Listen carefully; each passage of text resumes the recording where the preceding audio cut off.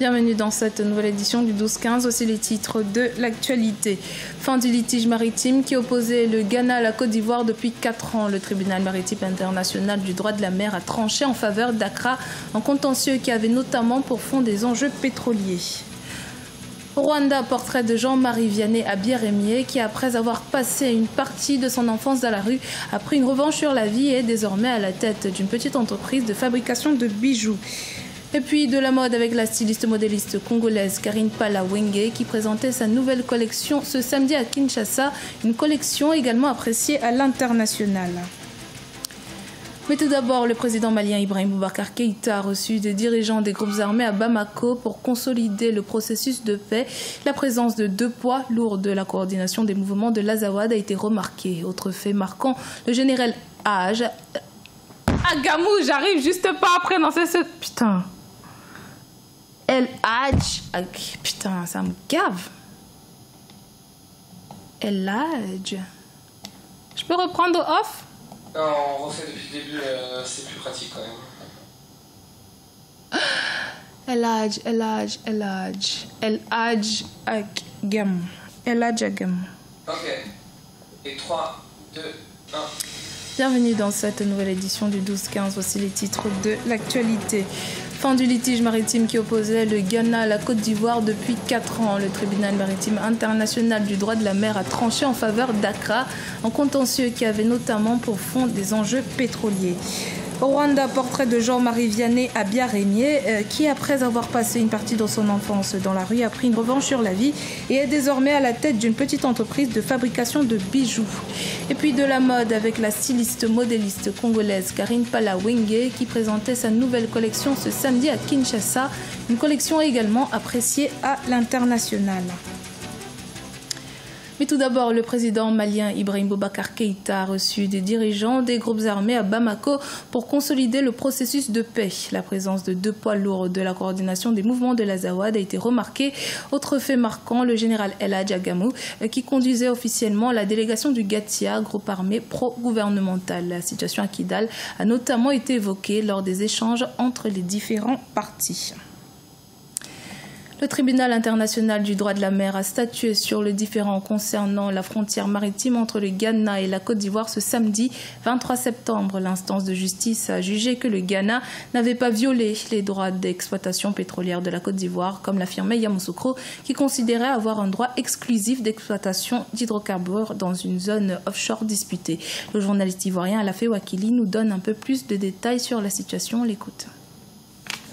L'exploitation avait cessé depuis 2015 pour que la décision soit rendue. Maintenant que la décision est rendue, l'exploitation pourra reprendre au profit du Ghana exclusivement. C'est dommage parce qu'à un moment donné, il avait été question de partage de production, une sorte d'arrangement, d'un règlement à l'amiable en dehors de la décision de justice. Un tel règlement à l'amiable aurait permis aux 2 pays d'exploiter la zone et de tirer profit de cette situation. Maintenant, ce n'est plus le cas. Il faudra que la décision du tribunal soit appliquée dans l'intérêt exclusif du Ghana. Donc, la production ayant été arrêtée, elle reprendra au profit du Ghana. Cela n'empêche pas certainement que de nouvelles négociations se poursuivent et que, au-delà de la décision de justice, des nouveaux pourparlers se fassent pour trouver une situation qui prenne en compte aussi les préoccupations de la Côte d'Ivoire. Au Rwanda, découverte de la success story de Jean-Marie Vianney Abiaremiye, un enfant de la rue qui est désormais à la tête d'une petite entreprise de fabrication de bijoux et de décoration à base de cornes de vache. Reportage de notre correspondant Fraten Dakiaisenga. Dans une ancienne salle de classe dans le district de Kicukiro à Kigali, la capitale rwandaise, le jeune Habiyaremye et ses collègues sont occupés à transformer les cornes de vache dans différents articles à vendre, surtout les bijoux. C'est un métier que Jean-Marie Vianney a appris en 2009 et qu'il apprend à d'autres jeunes qui travaillent avec lui dans sa petite entreprise créée en 2016.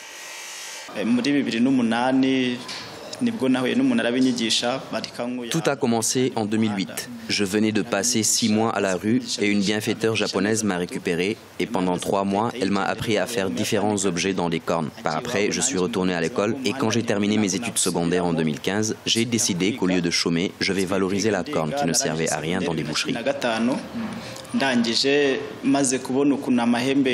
de 20 000 francs rwandais en 2016, l'entreprise a actuellement une valeur estimée à 2 millions de francs rwandais. Elle emploie 7 jeunes, dont 3 furent des enfants de la rue, qui ont été pêchés de cette vie par leurs anciens collègues. À 19 ans, Angélique Niyigena est la seule fille qui travaille dans cette entreprise.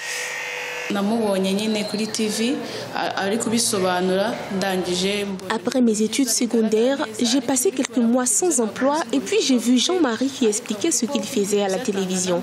Je suis vite venue m'inscrire pour une formation de 3 mois et après j'ai été embauchée.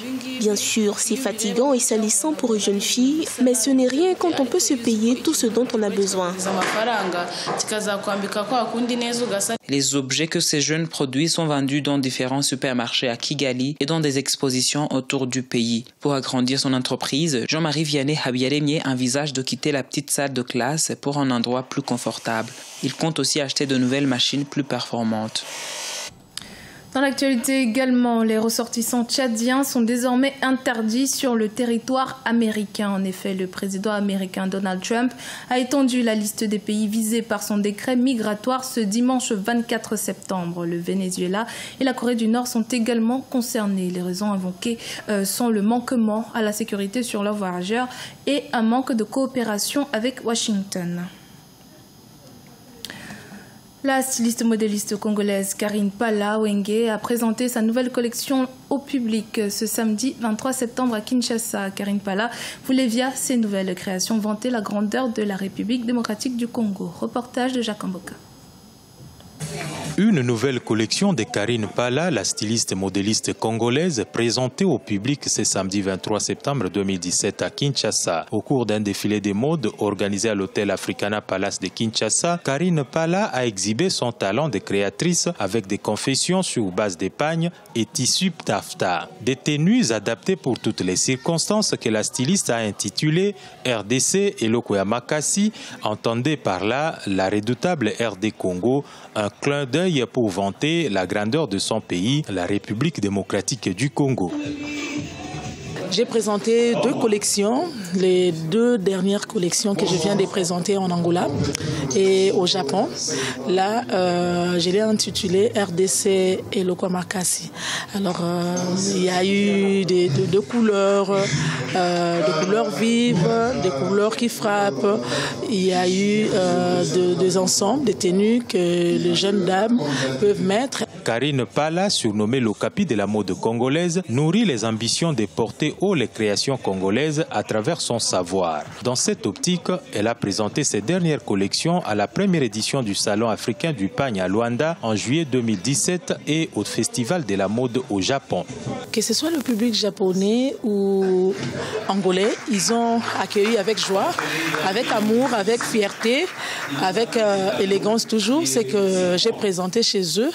Et à Tokyo, au Japon, les Japonais ont vraiment applaudi. C'est une première présentation au public de Kinshasa des nouvelles collections de Karine Pala. Dans son agenda pour les mois qui viennent est inscrit une série de défilés de mode à travers les grandes villes du pays avant de se lancer pour une tournée afro-européenne. Objectif visé, faire connaître par ses créations la République démocratique du Congo et faire valoir la mode congolaise si menacée par la concurrence principalement de la mode occidentale.